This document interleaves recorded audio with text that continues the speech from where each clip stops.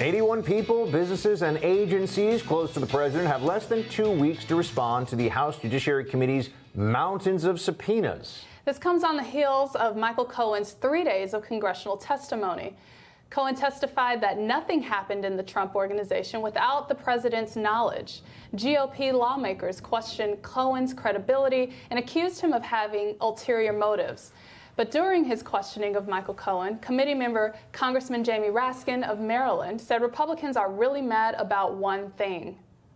Our colleagues are not upset because you lied to Congress for the president.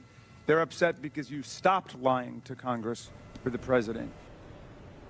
Congressman Raskin joins us now to discuss the latest investigations into the Trump administration, the Mueller report, and so much more. In addition to House Judiciary, he's also a member of the House Oversight Committee and serves as chairman of the Oversight Subcommittee on Civil Rights and Civil Liberties. Congressman, thank you so much for being here. Thank you very much for having me. All right, just to jump in, especially in regard to the Cohen testimony, you compared him to someone who left a mafia family and is now telling the truth. Tell us a little bit more about that comment. Well, a lot of the reports of people who've left the administration are comparing President Trump to an organized crime figure, a mob boss, essentially, who demands complete loyalty from his subordinates but doesn't return that loyalty and tries to impose a law of silence. Omerta is what they call it in the mafia. But James Comey, the former FBI director, said that in his meetings with the president, when the president tried to extract a demand of 100% loyalty personally to him, that he was also reminded of an organized crime boss. So Michael Cohen seems like somebody who is a refugee from an organized crime organization, and he received the threats and the intimidation, which is why we had to reschedule the hearing originally. But then even on the eve of this most recent testimony, a member of Congress tweeted out some threats based apparently on false information the night before and then had to apologize for it. So, you know, I've come to think that what we have in the whole Republican Party now is almost like a religious cult that is surrounding an organized crime family. That's the mentality. Congressman, is there any limit to how many subpoenas, how much process you can pile upon the president, people around him, agencies? I mean, is there any point at which you would say that the process is the punishment, that even absent wrongdoing, which we have not yet seen with regard to President Trump and the Mueller probe, that you shouldn't just use congressional subpoenas as a weapon of politics? Well, of course, the Republicans could give us lessons on that from the Benghazi hearings and their obsession with Hillary Clinton's emails. Those investigations went on for several years. They're whining after 1 day worth of document 2 years of a special counsel for documents that.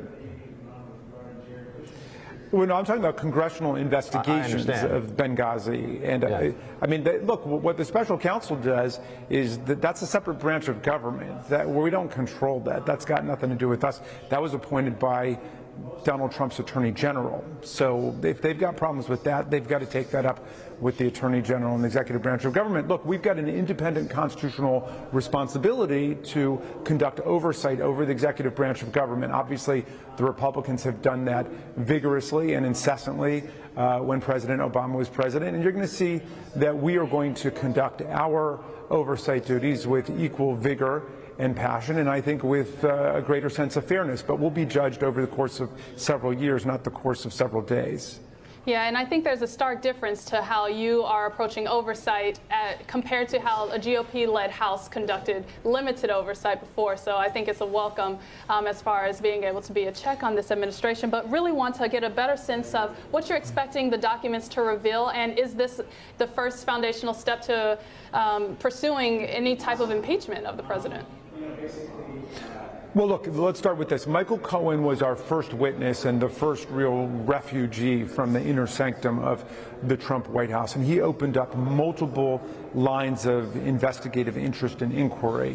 One of them, of course, is about the president's involvement in paying hush money to various mistresses and violating the campaign finance laws of the United States in that process. Michael Cohen showed up with documentary evidence, canceled checks that were signed by the president himself and other people in order to pay off the mistresses. So that's one. There was also, according to Michael Cohen, an effort to change his testimony, to influence his testimony about the president's own involvement in the Moscow Tower project. And we got more information about the Moscow Tower project, which the president was involved in through the summer of 2016, through a lot of the presidential campaign, something, of course, that had been denied before, but now looks like a reality. We also learned of potential insurance fraud.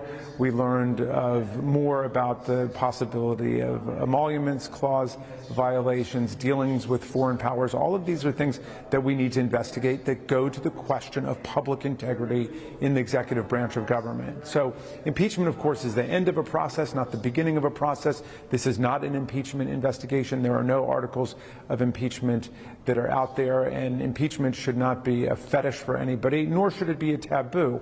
It is part of the Constitution. Of course, the Republicans impeached Bill Clinton for telling one lie about a private act of sex, and we've had reports and allegations of far more criminal and damaging behavior than that on the part of President Trump. Congressman, what is the criminal behavior? What is the criminal behavior that you can prove from this president right now? I mean, you're bringing up a lot of lines of criminal inquiry. What is the crime that the president has committed that you can actually prove?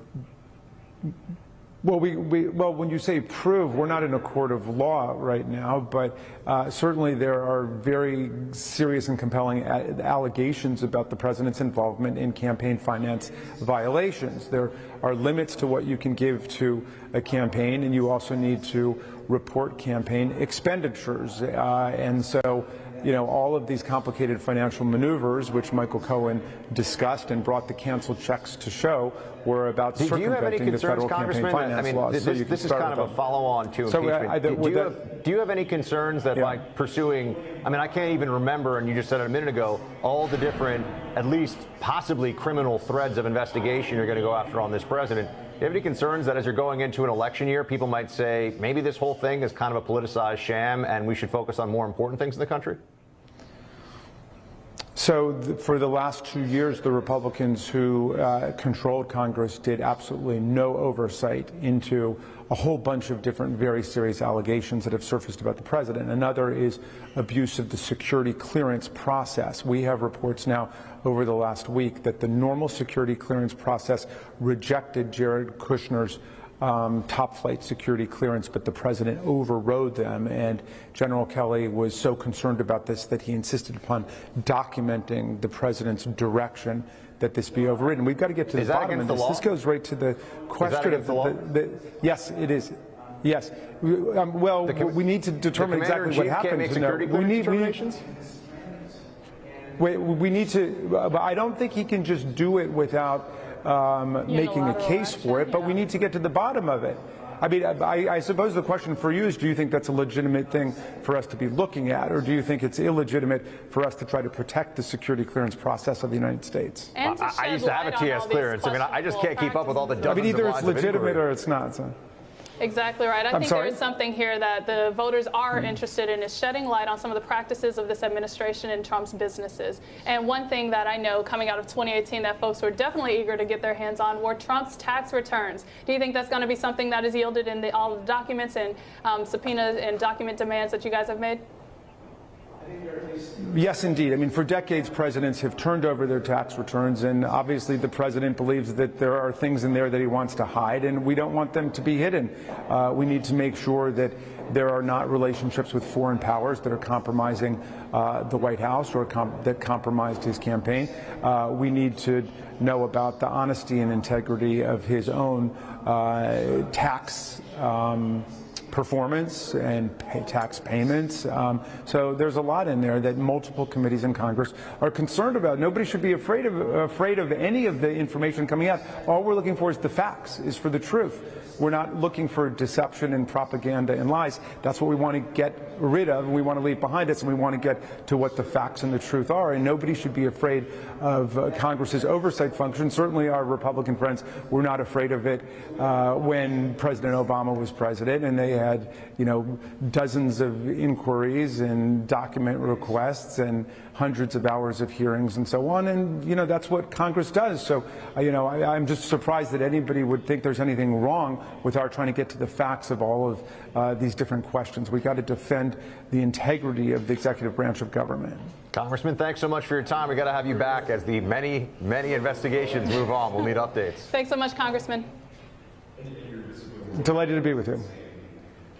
Next on Rising, we've heard from people claiming climate change is an imminent catastrophe. But our next guest argues that added CO2 is greening the planet.